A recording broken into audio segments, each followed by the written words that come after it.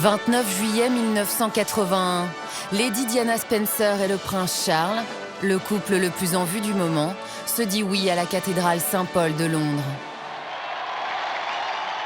Diana, âgée d'à peine 20 ans, devient alors princesse de Galles et conquiert le cœur des Anglais.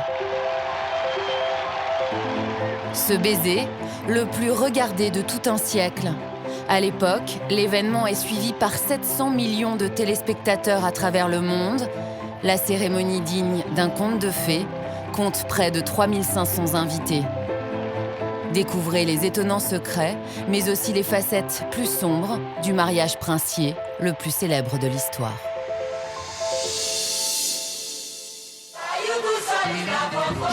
Quatre ans avant son mariage, au carnaval de Rio, le prince Charles semblait encore apprécier son statut d'éternel célibataire. À l'époque, l'héritier du trône d'Angleterre est le parti le plus convoité du royaume. Dans ces années-là, on surnommait Charles Action Man, parce que c'était un jeune homme très séducteur. Il sautait en parachute, faisait de la plongée. Partout où il allait, il était toujours suivi par des hordes de filles. Il y avait plusieurs femmes dans sa vie à l'époque, ce qui était bien normal pour un prince, mais pendant longtemps, il n'avait aucune envie de se ranger. Toutes ces prétendantes des années 70, on les appelait les Charlie's Angels. Si le prince n'a pas exactement le physique du parfait playboy, son statut fait fantasmer les jeunes filles du monde entier, et il entend bien en profiter le plus longtemps possible. Mais la reine Élisabeth, sa mère, commence à voir d'un très mauvais œil ces batifolages incessants. Comme tous les héritiers d'une monarchie en âge de se marier, Charles a eu une très forte pression de ses parents pour trouver une femme afin d'avoir un héritier et d'assurer la pérennité de la lignée royale. À 31 ans passés, Charles doit vite trouver une épouse comme l'impose le protocole. Au cours de l'été 1980, il recroise la sœur de l'une de ses anciennes conquêtes. Elle est jolie, aristocrate et plus jeune que lui. Elle s'appelle Diana Spencer. Seul un membre de la famille royale peut se permettre une chose pareille. Le prince a d'abord eu une liaison avec Sarah, la grande sœur de Diana, mais ça n'a duré que quelques mois. La vraie rencontre avec Diana a eu lieu à une garden party pendant l'été 1980. Charles est là avec ses amis, Diana est invitée aussi, et ils se mettent à discuter en mangeant un morceau assis dehors sur des chaises longues.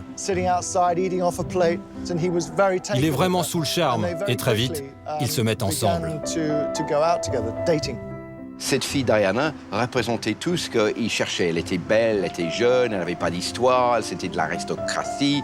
Donc, c'était pour lui peut-être quelqu'un qui pourrait remplir tous les cases, si vous voulez, quelqu'un qui pourrait être présentable à la famille royale, à la reine d'Angleterre, comme une future femme. Quelques mois plus tard seulement, l'héritier du trône britannique annonce officiellement à la télévision ses fiançailles avec Lady Diana. Will in all likelihood be queen? It's a tremendous change for someone, if I may say, of 19 to make all of a sudden, the transition. It is, but I've had a small run-up to it all in the last 6 months. And next to Prince Charles, I know I can't go wrong. He's there with me. Être propulsé de l'aristocratie discrète à la scène mondiale, avec des milliards de personnes qui vont vous scruter, c'est une pression énorme que peu de gens sont capables de supporter. And I suppose in love. Of course. Whatever in love means. Charles sort alors cette phrase extraordinaire. Quoi que puisse signifier être amoureux. C'était si bizarre, mais ça l'a hanté pendant des années, cette réponse. Le fait qu'il n'ait pas été capable de répondre simplement « Oui, je suis amoureux ». Ça a eu un effet assez dévastateur sur Diana. En fait, dès le début de ce mariage, elle s'est mise à s'interroger sur la sincérité des sentiments de Charles. Lui n'a jamais vraiment essayé de la rassurer. Là est le problème. Malgré la maladresse affichée du prince, le peuple anglais s'emballe pour le jeune couple et surtout pour sa nouvelle princesse. Le pays tombe fou amoureux d'elle, de cette fille jeune et timide, vraiment très jeune fille. Elle était encore adolescente quand les fiançailles ont été annoncées. Donc bien sûr, tout le monde a commencé à s'identifier à elle et à se dire « Si seulement j'étais cette jeune fille sur le point d'épouser le futur roi d'Angleterre ». C'est vraiment là qu'est né le conte de fées. La vague d'espoir suscitée par ce mariage est immense au Royaume-Uni.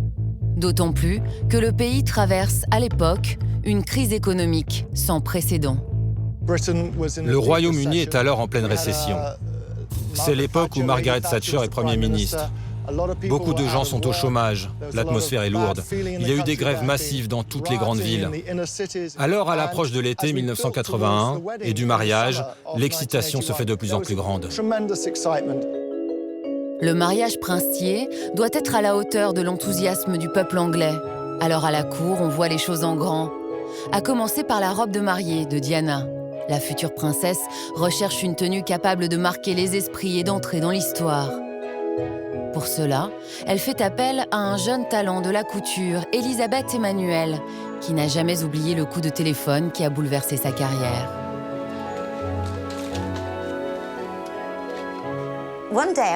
Un jour, j'étais en plein essayage à mon atelier avec une cliente. Elle était à moitié nue dans mon salon et j'essayais de l'habiller quand le téléphone s'est mis à sonner. J'ai dû laisser ma pauvre cliente seule pour aller répondre et c'était Diana. Elle m'a dit « Me feriez-vous l'honneur de faire ma robe de mariée ?» Elle a dû croire que j'étais morte à l'autre bout du fil parce qu'il y a eu un tel silence. J'ai su que ma vie ne serait plus jamais la même. Elisabeth accepte. Elle n'a que 3 mois pour confectionner la robe qui sera portée par Diana lors de ce qui est annoncé comme le mariage du siècle. Voilà, ça c'est un livre dans lequel j'ai conservé tous mes souvenirs du mariage royal. Ça, c'est une photo de Diana. Elle sort juste d'un essayage à mon atelier. Diana a repéré Elisabeth grâce à cette robe dessinée pour la femme de Mick Jagger, Bianca. Séduite par son style, la future princesse se met à porter régulièrement les créations d'Elisabeth. Pour son mariage, elle lui demande d'imaginer quelque chose de totalement inédit. On voulait faire une robe royale, une robe qui deviendrait une référence. Vous savez, cette robe était censée rentrer dans l'histoire à la fin de la journée. Il fallait que ce soit spectaculaire. Elisabeth propose plusieurs croquis et voici celui que Diana a choisi. Une robe très cintrée à la taille, avec d'énormes manches bouffantes, mais surtout un détail qui a nécessité des centaines d'heures de travail et qui restera gravé dans toutes les mémoires. On a décidé de faire la plus longue traîne royale jamais créée. Au final, elle faisait près de 8 mètres, la plus grande au monde. Ça a pris un temps fou, parce qu'on l'a entièrement brodée et cousue avec des milliers de perles. Elle était détachable aussi. Au total, 11 personnes travaillent jour et nuit sur la robe et l'immense traîne de Diana. Mais le plus difficile, c'est de maintenir cette mission secrète. Tout notre personnel a prêté serment de garder le secret et ils ont été fantastiques parce qu'on leur a fait beaucoup d'offres. Du genre, si tu nous dis comment est la robe, on te donne tant. Mais ils n'ont pas cédé. On voulait que ça reste un secret. Alors chaque nuit, on cachait la robe dans un grand coffre-fort blindé. On était très inquiets parce que tout le monde, les journalistes, les gens, tout le monde voulait savoir comment elle serait. La robe de Diana est alors le secret le mieux gardé du royaume, tout comme le lieu de la cérémonie. La tradition impose que les mariages royaux aient lieu à l'abbaye de Westminster, mais le prince Charles en décide autrement. L'abbaye aurait été fantastique, mais elle n'était pas assez grande pour l'événement. Et puis en tant que prince, quand vous vous mariez, vous voulez imposer votre style. Vous voulez montrer un nouveau visage de la monarchie. Le grand jour arrive enfin. En ce matin de juillet 1981, Diana se prépare chez la reine au palais de Clarence House. Et c'est Elisabeth, sa styliste du jour, qui l'habille avant la cérémonie. Diana était seule dans une petite pièce. Je lui ai d'abord fait enfiler les différents jupons et je les ai ajustés. Ils étaient si grands. C'était tellement excitant. On pouvait entendre la foule qui criait à l'extérieur. Il y avait un boucan incroyable. Quelques heures plus tard, la future princesse, accompagnée de son père, rejoint la cathédrale Saint-Paul dans ce fastueux carrosse. Sur leur chemin, plus d'1 million de personnes sont venues acclamer le convoi. Beaucoup de gens sont venus à Londres ce jour-là pour assister à ce qu'ils considéraient comme l'événement de toute une vie. Pour ne rien rater, certains ont même passé la nuit le long de la route entre Clarence House et la cathédrale Saint-Paul et jusqu'au palais de Buckingham. J'étais là cette nuit-là. Les gens étaient si heureux, c'était grisant, ils chantaient, agitaient leurs drapeaux. Il y en a même qui se préparaient à manger au bord de la route. Il y avait une ambiance incroyable et ça a duré toute la nuit. Lorsque Diana descend du carrosse, 700 millions de téléspectateurs à travers le monde ont les yeux braqués sur elle et son incroyable traîne, tenue par 2 demoiselles d'honneur. La cathédrale est si vaste qu'il lui faut marcher près de 5 minutes au bras de son père, le comte Spencer, pour rejoindre l'hôtel. La reine est là.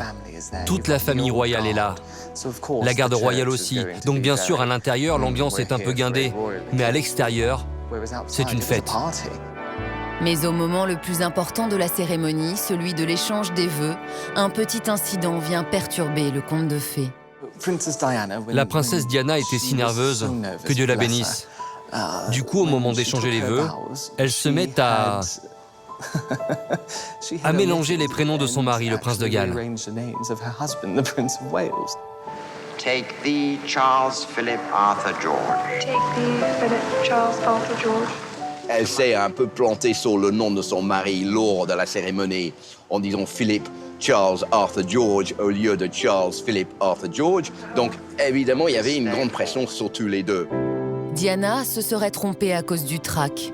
Parmi les invités, certains sont pourtant convaincus que cette erreur trahit son angoisse à l'idée d'épouser Charles. Quelques jours plus tôt, en effet, elle aurait découvert que son prince avait une maîtresse, une certaine Camilla Parker Bowles. Beaucoup de gens savent qu'en réalité, Diana a hésité à se marier. En fait, quelques jours avant la cérémonie, elle trouve dans les affaires de Charles un bijou qu'il veut offrir à Camilla. Elle est si bouleversée qu'elle va voir ses sœurs pour leur dire qu'elle veut annuler le mariage. Elles lui répondent qu'elle ne peut pas faire ça. Elles lui disent « Ton visage est déjà imprimé sur tous les services AT du pays ». Le prince de Galles connaît Camilla depuis 10 ans. Ensemble, ils ont vécu une relation passionnée et sont restés très proches. Le grand drame du mariage de Charles et Diana, c'est que Charles était toujours amoureux à l'époque de Camilla. Il a toujours été amoureux de Camilla. Ce qui est étrange quand on revoit les images de ce mariage aujourd'hui, c'est qu'on voit bien qu'aucun des deux n'est vraiment heureux. Évidemment, c'est très facile à dire aujourd'hui, après la bataille, avec tout ce qu'on sait maintenant. Mais quand même, ils n'ont jamais été bien assortis. Ils n'ont jamais eu l'air pleinement à l'aise ensemble. Des sourires crispés, que très vite, ils ne se donneront même plus la peine d'esquisser. Le conte de fées, officiellement, prendra fin 11 ans plus tard.